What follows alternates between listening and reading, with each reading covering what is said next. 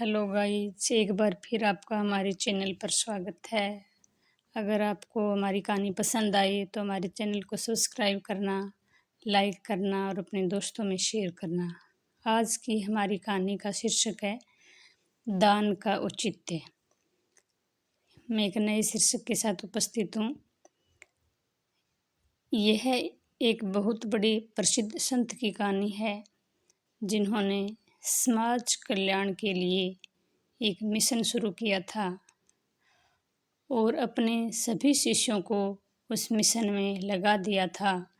तन मन धन से उस मिशन को सफल बनाने के लिए उन्होंने प्रयास किया था और उनके शिष्यों ने इस मिशन के लिए धन की आवश्यकता महसूस की तो सभी शिष्य तन मन धन से उसमें भाग लेने लगे और उन कार्यकर्ताओं ने धन के लिए दानियों को खोजना शुरू कर दिया।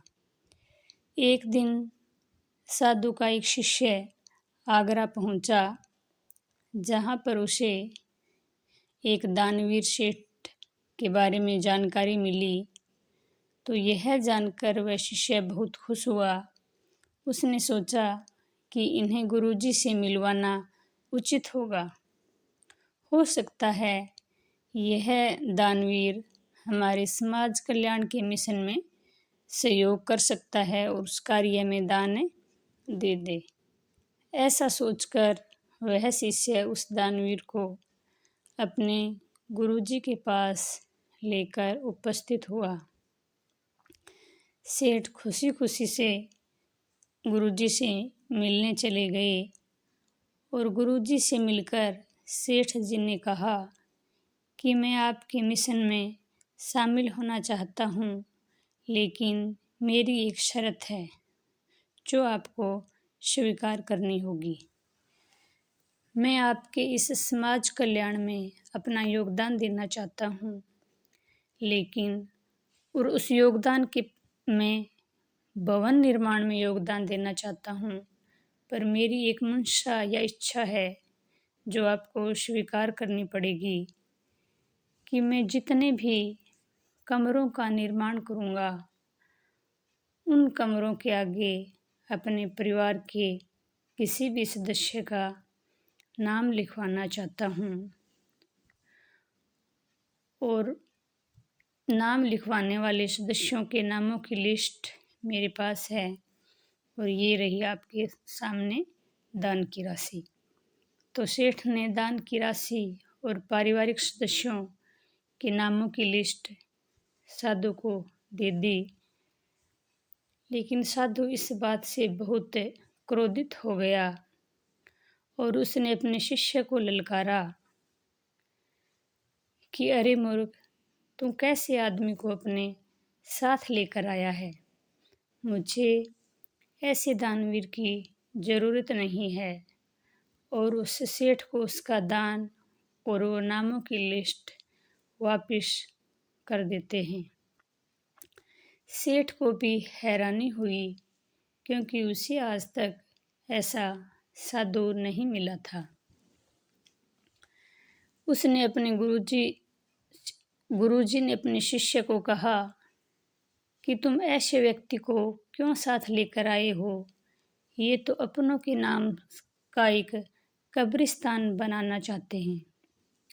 यह व्यक्ति ना तो दान के महत्व को और ना ही मेरे मिशन के महत्व को समझ सकता है।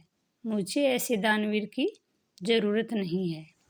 सेठ जी ने ये सब देखकर वो हैरान हो गया और उसने दान की राशि वापस ले ली।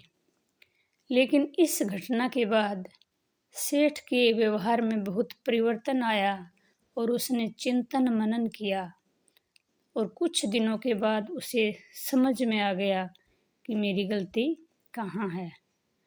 कई दिनों के बाद वह सेठ आश्रम में आया। उसने गुरुजी से माफ़ी मांगी, श्रद्धापूर्वक हवन करवाया और निस्वार्थ भाव से दान दिया। तब उन्हें जो आंतरिक सुख प्राप्त हुआ वो पहले कभी किसी भी दान से नहीं हुआ था। इस कहानी से हमें यह सीख मिलती है कि दान है वो निस्वार्थ भाव से करना चाहिए और उसके बदले में किसी भी प्रकार की आशा नहीं रखनी चाहिए। निस्वार्थ भाव से और गरीब व्यक्ति को किया गया दान ही अच्छा दान माना जाता है और दान के स्वरूप में दिखावा बिल्कुल नहीं होता है।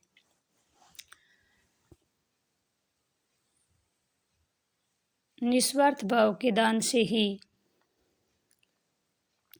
दान देने वाले व्यक्ति को आत्मिक शांति का अनुभव होता है।